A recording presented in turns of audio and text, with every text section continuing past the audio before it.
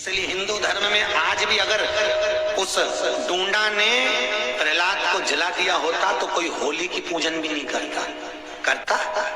आज भी हिंदू धर्म में होली की पूजन दो बार होती है, एक होली जलने से पहले, एक होली जल जाती है उसके बाद। होली जलने से पहले होती है बुआ की पूजन, क्योंकि तूने बहुत अच्छा काम करा जो अपने भतीजे को बचा लिया, और होली जलने के बाद होती है प्रहलाद की पूजन। होती कि नहीं होती होली? और होली क्यों कहा तुमने? होली का कारण क्या? होली नाम कैसे पड़ा? उसका कारण है ये राक्षस कुल में जन्म लेने के बाद भी मरते मरते अच्छा काम करके भगवान की होली इसलिए हमारे यहाँ मनाई होली। पर मंगरूर नाथ वालों तुमने उनकी बहन का नाम धर दिया हो, बड़ा गजब का। क्या नाम था? डूंडा। होली का ना, होली समय प्रहलाद की जो बुआ थी उसने, दुनिया के लोगों ने कहानी गलत गढ़ दी, पूरी कहानी गलत बताई। अगर दुनिया के लोग सही कहानी बताते तो भतीजा और बुआ का संबंध खराब नहीं होता। कहानी गलत थी ना। लोगों ने कहा, हिरण्यकशिपु ने अपनी बहन से कहा, बहन तू अपने भतीजे को गोदी में रखकर बैठ जा और चादर ओढ़कर बैठ जाना, तू बच जाएगी, तेरा भतीजा जल जाएगा। तो बुआ भतीजे को जलाने के लिए गोदी में लेकर बैठी। बोलो सही है कि गलत है? लोगों ने कहानी गलत बताई। होली का लोगों ने कहा उसने अपने भतीजे को जलाया। पहले तो होलिका का नाम तो निकालो कि होलिका का नाम क्या है। कथा वालों ने कह दिया हिरण्यकशिपु की बहन थी होलिका, वो अपने भतीजी प्रहलाद को गोदी में लेकर बैठ गई। वो प्रहलाद को हाथी के पांव के नीचे डाला, खोलते तेल में डाला, अग्नि में डाला, इसमें डाला, उसमें डाला, नहीं मरा। आखिरी में अपनी बहन से कहा होलिका तो अपने भतीजे को गोदी में लेकर बैठ जा। पहले उस होलिका का असली नाम तो लाओ, जिस होलिका का नाम विष्णु पुराण में डूंडा लिखा है। क्या नाम लिखा है? डूंडा। होलिका का असली नाम लिखा है विष्णु पुराण में डूंडा। इसलिए आज भी होली में ढूंढ जलाए जाते हैं क्योंकि उसका नाम डूंडा है।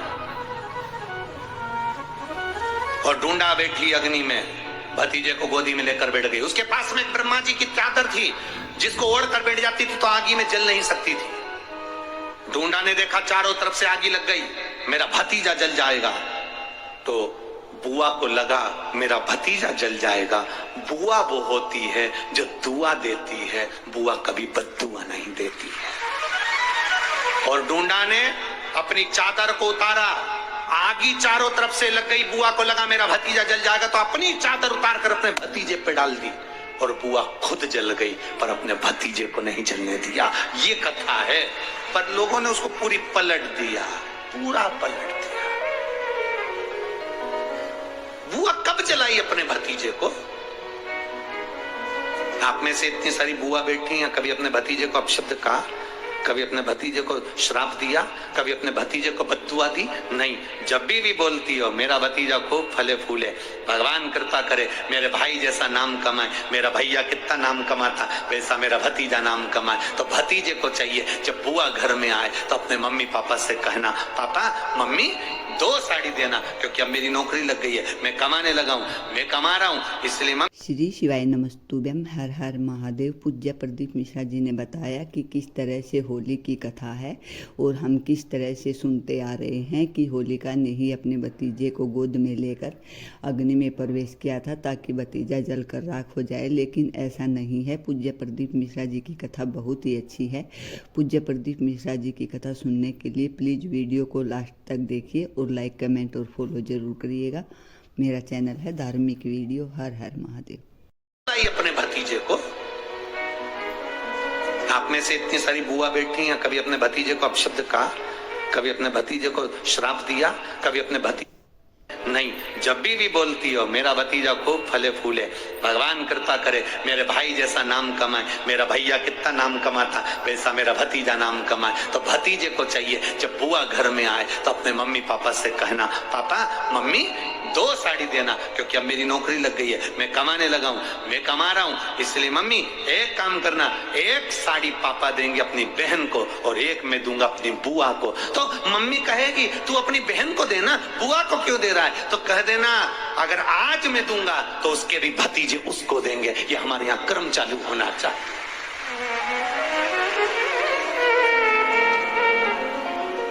पर करे क्या,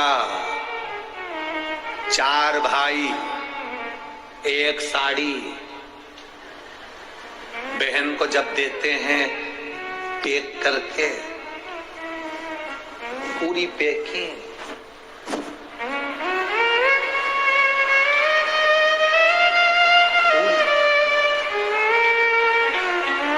अच्छी बढ़िया वाली साड़ी। अगर ढीली ढीली दिखे तो उसमें कपड़ा भी फंसा दे, काटा जो और पैकिंग करके, और 4 भाई 1 साड़ी। चारों भाई राखी बंधवाने के बाद ऐसे हाथ लगा के देते हैं जैसे पूरे पुणे की प्रॉपर्टी दे रहा है, पूरे पुणे की।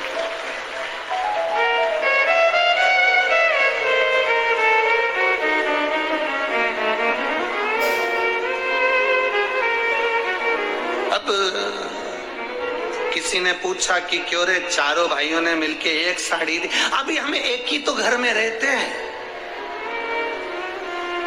सब एक हैं। तो एक काम करा करो, 1 थाली खाने की लगाओ, 1 भाई खाना खाए, बाकी के सब टच करके बैठ जाओ। एक ही जगह तो रह रहे हो, एक ही थाली में काम। तुम्हारे टच करने से 4 भाई का 1 साड़ी में हिस्सा हो गया, तो तुम्हारा समोसा तुम खाओ, बाकी के 3 भाई टच करके बैठे,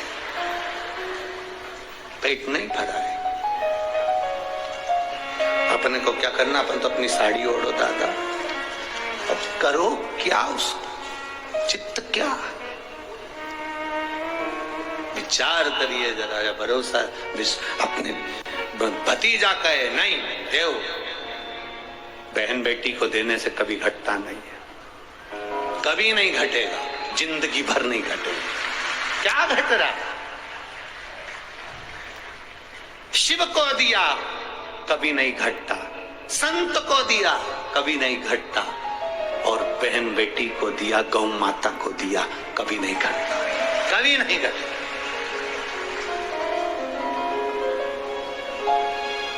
अभी हम कल देवता भगवान शंकर के पास में गए, हर हर बोल बम का नारा है, सारी समस्या का हल।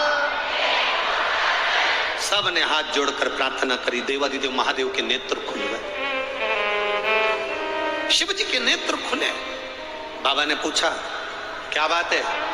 शंकर भगवान ने जब पूछा कि बात क्या है, देवताओं ने हाथ जोड़कर कहा, बाबा बस आपसे एक प्रार्थना है, असुरों ने अपना राज्य स्थापित कर लिया, देवता भटक रहे हैं, आप कृपा कर दो, आप दया कर दो। शिव जी ने कहा, देव श्री समुद्र का नमः, मंथन में जो अमृत निकलेगा वो अमृत देवता धारण बनाकर मंथन करना प्रारंभ करा, और मंथन करते करते करते करते सबसे पहले गौ माता प्रकट हो। कितनी गाय निकली? 5 गाय प्रकट हुई। पहली नंदा, दूसरी सुभद्रा, तीसरी सुरभि, चौथी सुशीला, 5वीं बहुला। 5 गाय प्रकट हो गई।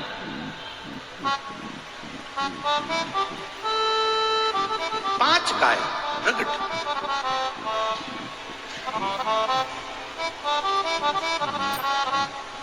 सुरभि, सुशीला, बहुला जब ये नंदा सुभद्रा प्रगटी और उसके बाद जो निकला वो विष निकला। विष देवाधिदेव महादेव के पास चले गए। गाय जो प्रकट हुई, सुरभि जिसको कामधेनु कहते हैं, ब्रह्मा जी के हृदय से दक्ष प्रजापति प्रकट हुए थे। उनकी धर्म पत्नी वीरणी ने जब देखा सुरभि गाय को, बड़ी सुंदर गाय है, बड़ी सुंदरता उसकी है क्योंकि वो कामधेनु है, बड़ी सुंदर।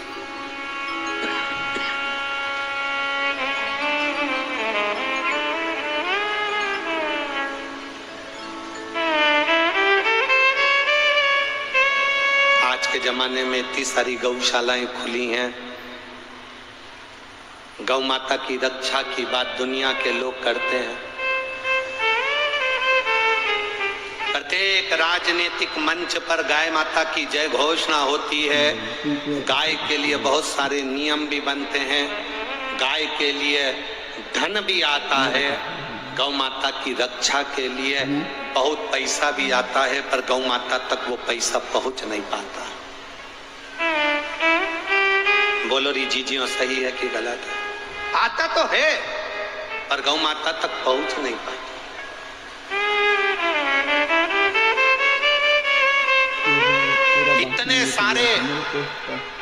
इतने सारे गौशाला, इतने सारे एनजीओ, इतनी सारी संस्थाएं गौ माता के लिए काम कर रही हैं, गौ माता के लिए आगे बढ़ रही हैं, पर फिर भी गौ माता रोड पर कचरा, पन्नी, पॉलीथीन खा रही, तो भी दुखी। हम तो एक निवेदन करना चाहेंगे, अगर हमारी बात माननीय प्रधानमंत्री जी तक, राष्ट्रपति तक पहुंचे, तो हम तो इतना सा कहना चाहेंगे, आप गौ माता का पर है, बस इतना सा निवेदन है, नर्सरी क्लास से लेकर 10th क्लास तक बच्चों की पाठ्य पुस्तिका में एक गौ माता का भी सब्जेक्ट चालू कर देना चाहिए, एक गौ माता का विषय चालू कर देना चाहिए। पहले सनातन धर्म की रक्षा के लिए पाठ्य पुस्तिकाओं में जब हम छोटे थे, इसमें कई माताएं बैठी होंगी, कई बहनें बैठी होंगी, कई मेरे भाई बैठे होंगे, उनको मालूम होगा पहले गाय का निबंध आता था। बोलो, आता था कि नहीं आता था? पहले गाय का निबंध आता था, तो बच्चे, छोटे छोटे बच्चे याद करते थे, गाय के 4 पांव होते हैं, गाय के सींग होते हैं, गौ माता को चारा दिया जाता है, गोपाष्टमी के दिन उनकी पूजन करी जाती है, गाय चरने के लिए जाती है, गाय दूध देती है, उस दूध से माखन बनता है, उससे हमारा जीवन का यापन होता है। गाय के दूध में 67% कैलोरी होती है, 67% कैलोरी गाय के दूध में होती है। माँ के दूध में तो केवल 65% कैलोरी होती है, पर गाय के दूध में 67% कैलोरी होती है, जो कैंसर भी समाप्त कर देती है। मेरा माननीय प्रधानमंत्री जी से, मुख्यमंत्री जी से, प्रत्येक प्रदेश के मुख्यमंत्री से और प्रत्येक प्रदेश के मुख्यमंत्री और अध्यक्ष, उपाध्यक्ष जितने बैठे हैं और जितने मेरे इस भारत की भूमि के प्रधानमंत्री और राष्ट्रपति जी से केवल एक निवेदन रहेगा कि नर्सरी से लेकर 10वीं क्लास तक आपकी पाठ्य पुस्तिकाओं में गौ माता का भी एक पाठ जरूर डाल दीजिए, जिससे बच्चे याद करें। धीरे धीरे। नमस्तुभ्यम, हर हर महादेव। पूज्य प्रदीप मिश्रा जी ने आज कथा में बहुत अच्छी और अचूक उपाय बताए हैं। पूज्य प्रदीप मिश्रा जी ने बताया है कि हमें अपनी बुआ, बहन, सभी रिश्तेदारों का मान सम्मान करना चाहिए और हमें गौ माता की भी सेवा करनी चाहिए, उसकी रक्षा भी करनी चाहिए। अगर आपको वीडियो पसंद आया हो तो एक लाइक और एक कमेंट अवश्य करें और कमेंट बॉक्स में हर हर महादेव अवश्य लिखें। लेकिन उससे पहले मेरे चैनल को ज़रूर सब्सक्राइबर करें ताकि अगली वीडियो की नोटिफिकेशन आप तक आ सके। श्री शिवाय नमस्तुभ्यम। हर हर महादेव।